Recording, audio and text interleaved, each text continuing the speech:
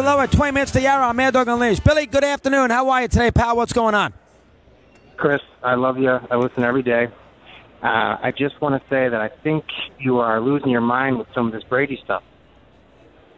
What do you want me to tell you? A talk show host on a young one on a station that's trying to find an edge and trying to gain a little foothold in the market and trying to be out there and get ratings, puts the kid on. He, I guess, has said a couple crazy things in the past. He says something on Thursday night based on Brady's documentary on the little girl. Shouldn't have said it. Took EEI for weeks to figure out what was going on, but he shouldn't have said it.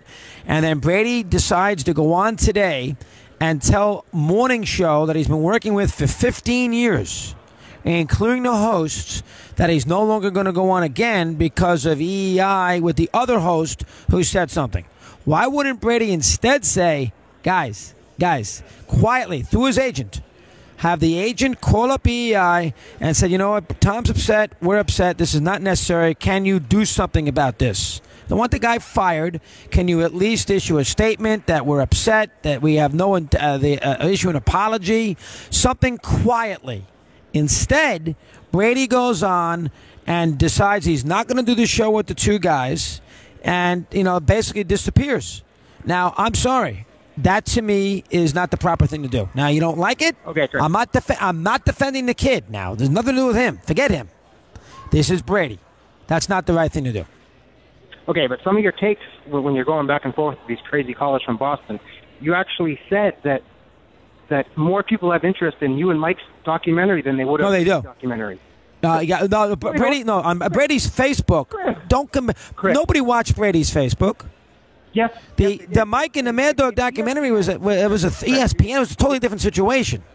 Yeah, Chris, if ESPN didn't burn their bridges with Brady and gave them that kind of access that he's given on this Facebook documentary, they could debut it at 3 a.m. and triple the amount of people that watch you and Mike's show to watch it. But remember, they don't have the access. He is not going to give them the access. This is on Brady's Facebook page. Bill, you're in Pittsburgh. You're going to watch this?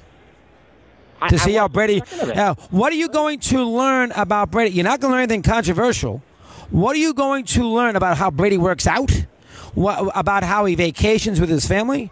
What are you going to learn on that Brady show, which he is producing, and he's in control of all the editorial content? What are you possibly going to learn about Brady that's interesting? Go ahead. Let me hear. Go watch the first 5 minutes of the next episode. I would not. I wouldn't. Bill, I wouldn't watch that. And thanks for the call. I'm not watching Bill. I'm not watching Tom Brady's Facebook thing because I don't trust it as material. Because nothing is going to be in there that I will find interesting as a fan of sports. Because I'm going to learn nothing about outside of Brady's workout regimen. I am not, or about how he's the father of the year or the husband of the year. I'm not going to learn anything that I find fascinating when it comes to a sports character. Now the Bill and Bill thing on Thursday night on ESPN, the 30 for 30 they did on Belichick and Parcells, that's a different story. That I'll learn something about. That I will be entertained, and there'll be some nuggets in there, both negative and positive, that will be interesting.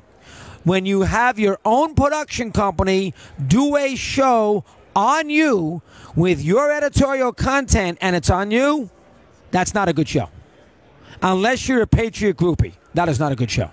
I would not pay any attention to that based on the fact I don't trust it as material. I'm not a pom-pom waver for the Patriots. All athletes work hard. He's not the only one. A lot of athletes have kids. He's not the only one. That does not interest me. So I'm not going to go there. And Brady won't give editorial content to ESPN because ESPN's going to have to ask Brady tough questions in that. And he don't want to deal with it. Spygate, Deflategate, they're going to have to ask those questions. Garoppolo, he don't want to deal with it. Here's Sean in Connecticut. He's on Mad Dog Unleashed. Sean, good afternoon. How are you today?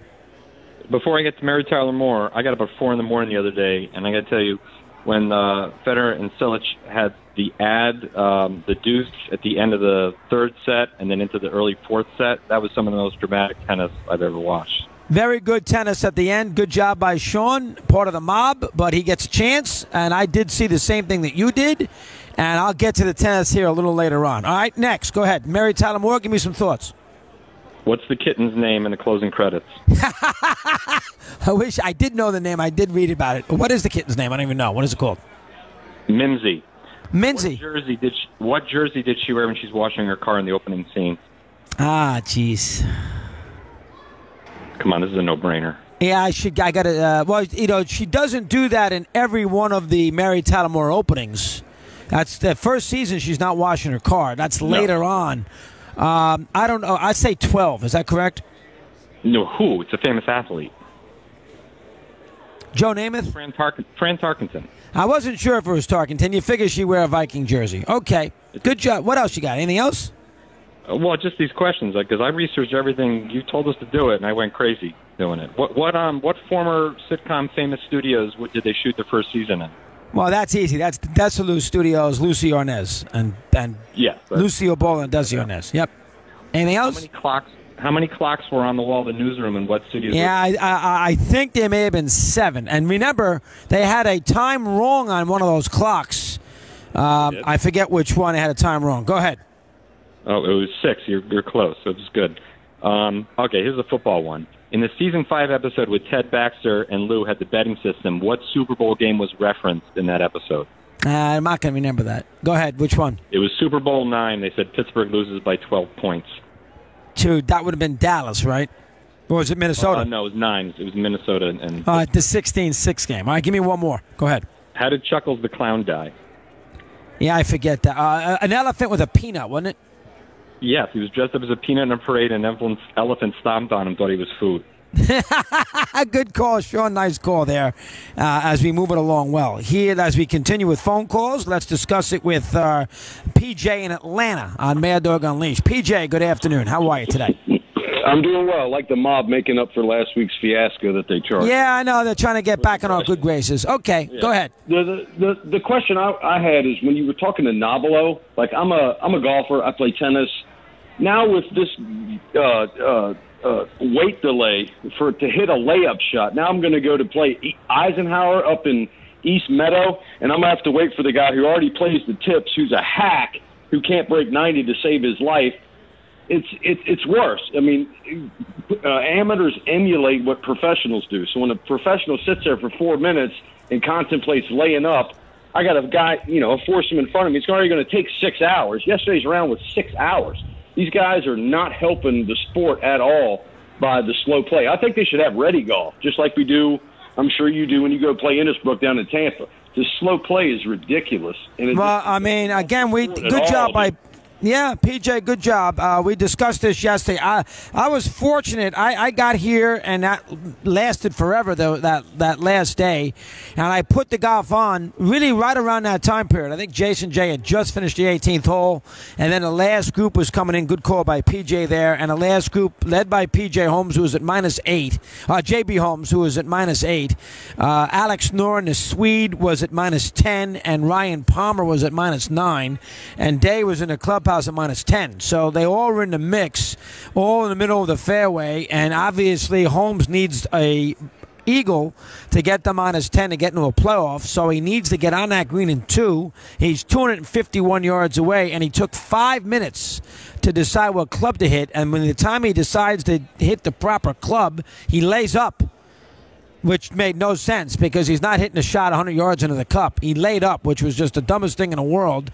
And in the meantime, the other two are waiting to hit because he's furthest away. By the time Noren went, who a birdie would have won the tournament, he does a terrible job, hits a shot almost out of bounds on the right side where the fans are, in the stands. The whole thing was a disgrace. It's been a big topic today in golf. I was really down on it. I was flipping around and I said, geez, hit the ball. Play the game.